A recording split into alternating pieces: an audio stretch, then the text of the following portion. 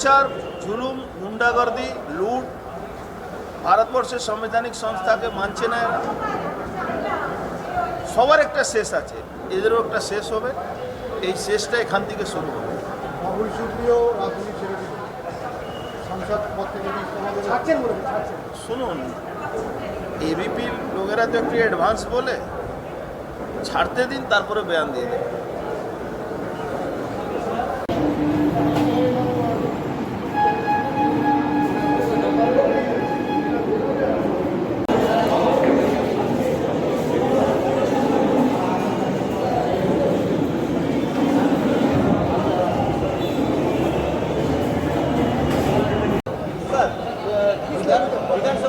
मैं अपनी बात कर लूं।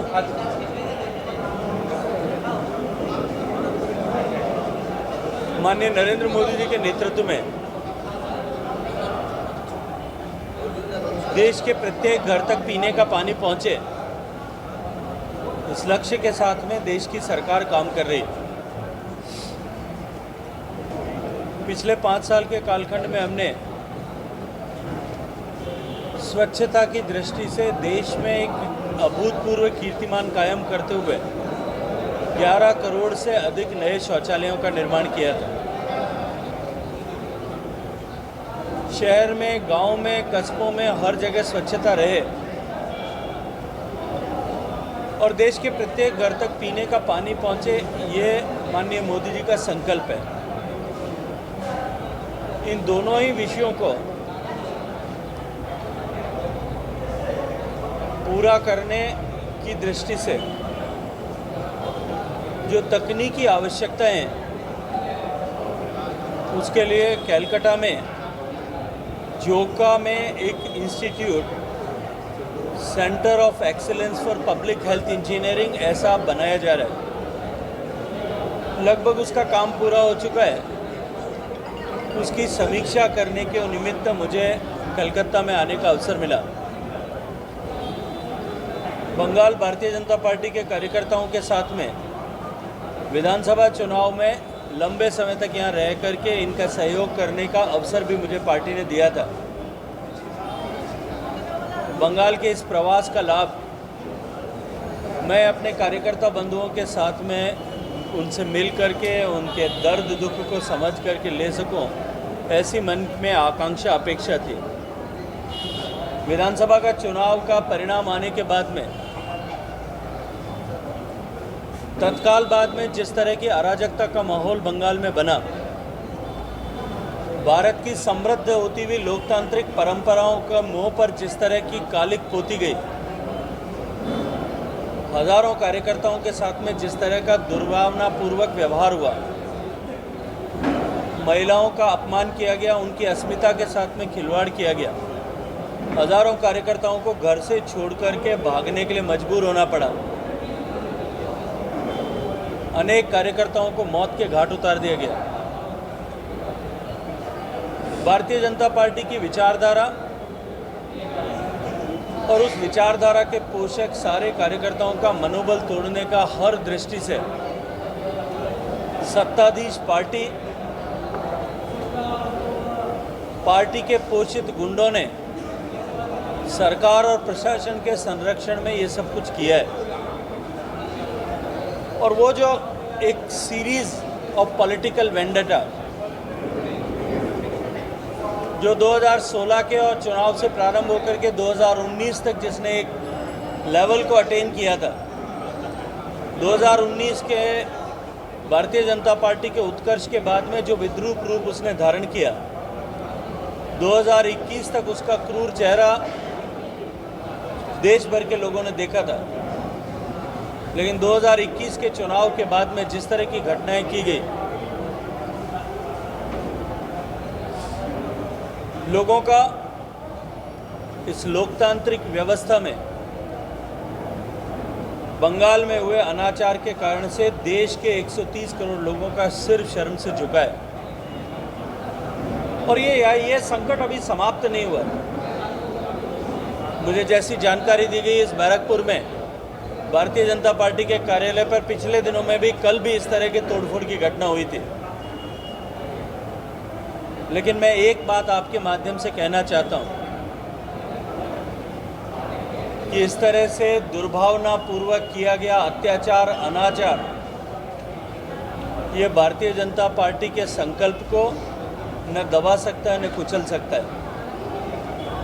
हम जब सरकार में एक बनाने के लिए चले थे, हमारा लक्ष्य केवल सत्ता की प्राप्ति नहीं था। हमारा लक्ष्य था कि हम बंगाल के खोए हुए अतीत को वापस लौटाएं। हमारा लक्ष्य था कि हम बंगाल की गरिमा का पुनरुद्भव करें। हमारा लक्ष्य था कि हम बंगाल के युवाओं को रोजगार दिला सकें। हमारा लक्ष्य था कि हम विकास की दौड़ में पिछड़ रहे बंगाल को वापस गति प्रदान कर सकें। हमारा लक्ष्य था कि हम बंगाल की माताओं बहनों की अस्मिता की सुरक्षा कर सकें।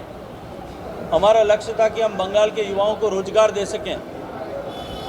वो लक्ष्य जब तक प्राप्त नहीं कर लेते तब तक भारतीय जनता पार्टी के कार्यकर्ताओं की ऊर्जा को न तो दबाया जा सकता है न कुचला जा सकता है। अंततः सत्य की विजय होगी और भारतीय जनता पार्टी जो 3 से लेकर के और 25 गुना वृद्धि जो भारतीय जनता पार्टी ने की है, आने वाले समय में भारतीय जनता पार्टी निश्चित रूप से बेहतर प्रदर्शन करते हुए सरकार बनाने में कामयाब होगी। और अब पश्चिम बंगाल की जनता ने 2,28,00,000 से ज़्यादा मतदाताओं ने हम में विश्वास व्यक्त किया है। 2016 के चुनाव के समय में बंगाल की जनता ने हमें प्रमुख विपक्षी दल होने की जिम्मेदारी नहीं दी थी। हमारी केवल 3 सीटें थी विधानसभा। कम्युनिस्ट पार्टी के पास में और कांग्रेस के पास में मूल रूप से वो जिम्मेदारी थी।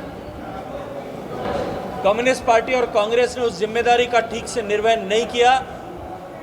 जनता ने उनको शून्य पर ला करके और हाशिए पर ला करके खड़ा कर दिया। 2,28,00,000 लोग जिन्होंने हमारे ऊपर विश्वास व्यक्त किया, हमारी विचारधारा में आस्था व्यक्त की, हमारे नेतृत्व में विश्वास व्यक्त किया है, उनकी अपेक्षाओं पर खरा उतरना हम सब भारतीय जनता पार्टी के चुने हुए जनप्रतिनिधियों की, देश भर के भारतीय जनता पार्टी के कार्यकर्ताओं की, पश्चिम बंगाल के सभी भारतीय जनता पार्टी के कार्यकर्ताओं के कर्तव्य है, जिम्मेदारी है। हम इस जिम्मेदारी का बखूबी निर्वहन करेंगे। जनता ने हमें 77 विधायक चुनने का मौका दिया। जनता ने हमें 18 सांसद चुन करके दिए। हम पश्चिम बंगाल की जनता की अपेक्षाओं पर खरा उतरते हुए एक प्रभावी विपक्ष की भूमिका निभाएंगे और इस अराजक सरकार को विधानसभा के पटल पर और सड़क पर अराजकता का नंगा राज रोकने के लिए हर कदम पर संघर्ष करेंगे। धन्यवाद। बंगाल का डिफीट हुआ, इस बात है एनालिसिस किया है आपको दल से? एनालिसिस हुआ डिफीट का कारण? देखिए, भारतीय जनता पार्टी में हर एक जीत, हर एक हार राष्ट्रीय स्तर पर, प्रदेश स्तर पर, स्थानीय स्तर पर इन सब विषयों की समीक्षा होती है और ये एक निरंतर प्रवाह है। भारतीय जनता पार्टी केवल चुनाव लड़ने के लिए राजनीति नहीं करती। भारतीय जनता पार्टी 5 साल तक कार्यकर्ताओं के बीच में पारिवारिक भाव रखते हुए समाज में राष्ट्रीयता के भाव के जागरण के साथ साथ में देशभक्ति का ज्वार जगाने के साथ साथ में देश को एक नया समर्थ, समृद्ध, शक्तिशाली देश बनाने के लक्ष्य को लेकर के काम करती है। इस बंगाल की धरती पर जन्मे बंगाल के बेटे श्यामा प्रसाद मुखर्जी ने हमारी मूल पार्टी जनसंघ की स्थापना के समय में मंत्र दिया था।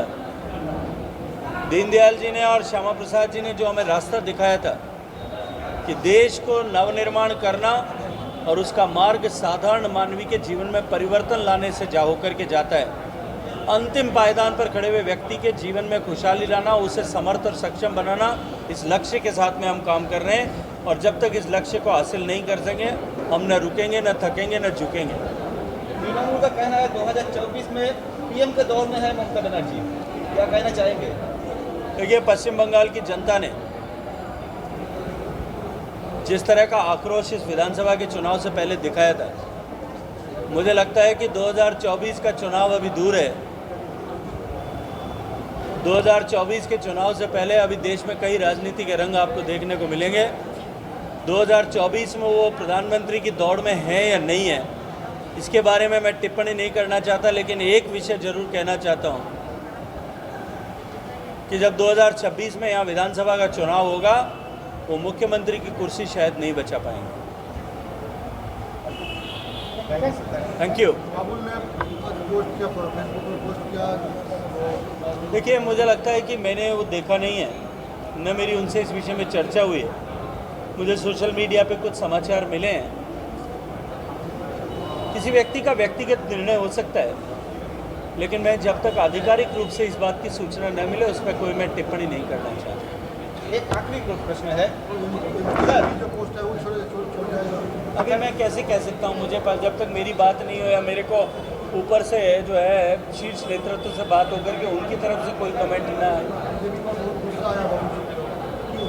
मैं नहीं कह सकता इसके बारे में। ये तो उनसे ही पूछना, आप क्यों है उनको गुस्सा। सर एक आखिरी प्रश्न है